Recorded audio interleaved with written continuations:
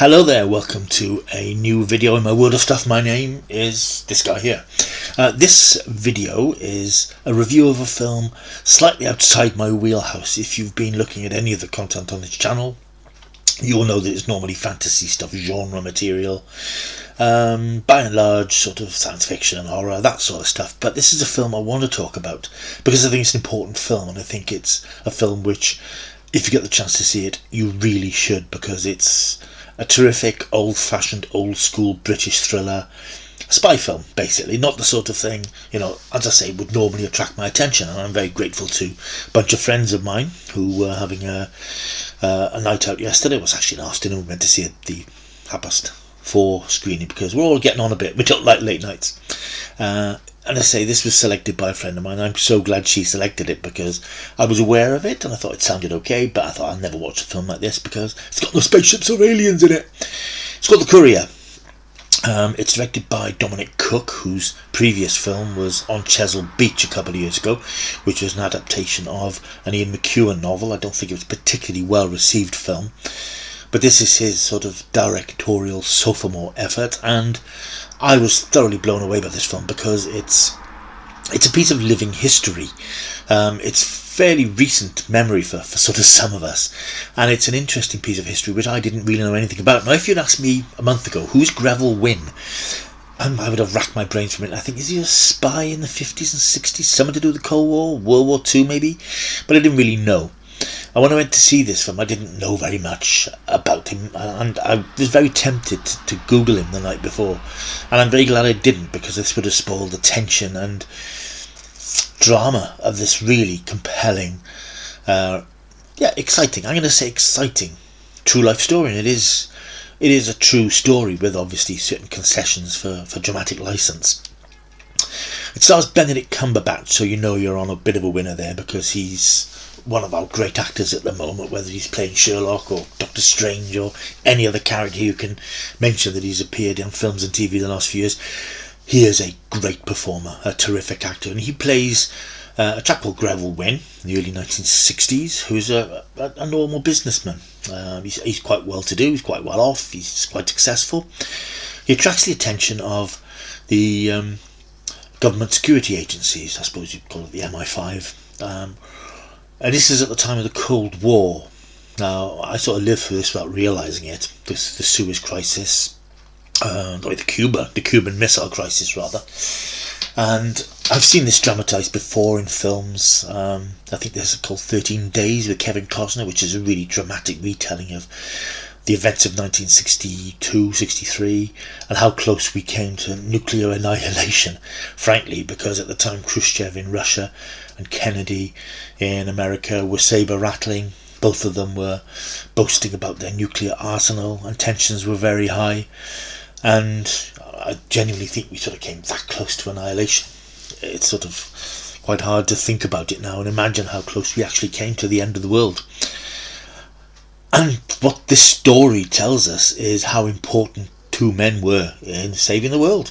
And one of those men was Greville Wynn, this businessman who's recruited to make contact with a Russian spy who has become very concerned about Khrushchev's antics and the jittery finger on the button, as it were. And he's made contact with the British military intelligence, offering to sort of cooperate with them and give them some information which might be quite useful to them, because this is at the time when Russia was just about to set up its missile bases on Cuba, which was a very provocative act which caused a lot of jitters and a lot of concern, and, as I said, nearly led to the end of us all.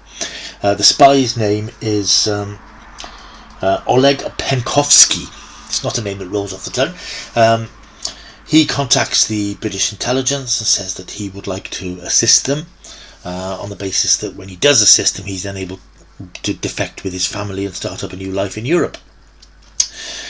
But to get the information which he's willing to provide, they need to find a compelling person who will be able to travel back and forth to Moscow under the radar, unobtrusively, to bring back this evidence in plain sight. So they recruit Greville Wynn, who is a very solid, upright man, wants to do the right thing. He realises how important it is what he's being asked to do, and he sets off on this extraordinary adventure, travelling back and forth to Moscow, bringing back these documents and providing them to the British military intelligence. In doing so, he attracts the suspicions of his wife, because he's previously had an affair, and she thinks that he's sort of up to no good. She's played by Jessie Buckley, and she's very suspicious of his activities, and of course he can't tell her what he's doing.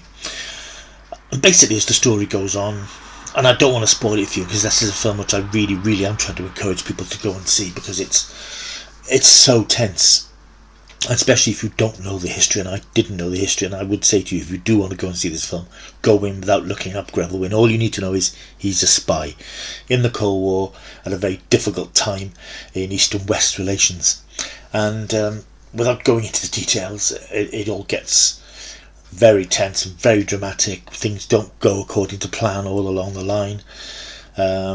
Greville is compromised, Oleg is compromised, and the British government and the British military intelligence have to make decisions about what to do. I'm not going to say any more about this film, because I think if you're interested in history, recent history, and this sort of important recent history, and it's such an important point in our history that a lot of people now aren't aware that within the last 60 years or so, we all nearly lost everything. And it's incredible to think that this came so close to happening. And what this film reinforces, not only how close it is to this happening, but how important these two men were. Unsung heroes, if you like, Greville Wynne and Oleg, who, through their actions and their suffering, I don't think there's any too much of a spoiler to say that it doesn't go well for the pair of them, one way or another.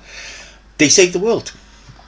And we often sort of talk about, Kennedy and Khrushchev, and how Khrushchev backed down and Kennedy, certain concessions were made. But these things happened because of what these two men did. So I can't recommend this film highly enough, as it's totally outside my wheelhouse. But I do often find that when I watch a film that's a straight drama, it's more satisfying than the special effects blockbusters. As much as I love my science fiction and my genre fiction, sometimes it's nice to watch an old-fashioned, old-school thriller. And that's really what this is. It's a fascinating true story. It's thrilling. It is suspenseful. It is sort of edge-of-the-seat stuff. It's never boring. And I went in thinking, this is going to be a bit dreary. But it really isn't, because the story is so compelling, because it's true. So if you fancy something a bit different, if you've seen The Suicide Squad, if you've seen Jungle Cruise, and if you're going to pass on Snake Eyes, which I probably am, this is something a little bit different that will slot quite nicely into your film oeuvre, your film menu, because it's just old-fashioned and just a great bit of real-life storytelling, and I thoroughly enjoyed it. And because of that, I'm not only going to recommend that you go and see it immediately, because it's one of those films that is likely to slip under the radar, because it's not all bang and flash. I'm also going to give it a big fat 9 out of 10. Not 10 because a couple of my friends complained, it was a bit slow to start. Well, yeah, I suppose it was, but then you were setting the scene and building up the situation and building up the characters, so it didn't particularly bother me. But I think that you might find you're drumming your fingers a little bit in the first half an hour, but once it kicks in, I didn't find that myself. I found it was gripping from the beginning, and Benedict Cumberbatch is magnetic on the screen. Highly recommended. In your cinemas now. Don't miss it. Go and see it. Give it a chance. Try something a little bit different, and I don't think you'll be at all disappointed. Right, that's me for now. My recommendation for The Courier is in cinemas now. That's it for now, so until I see you next time, don't forget what they say. Keep taking the stuff.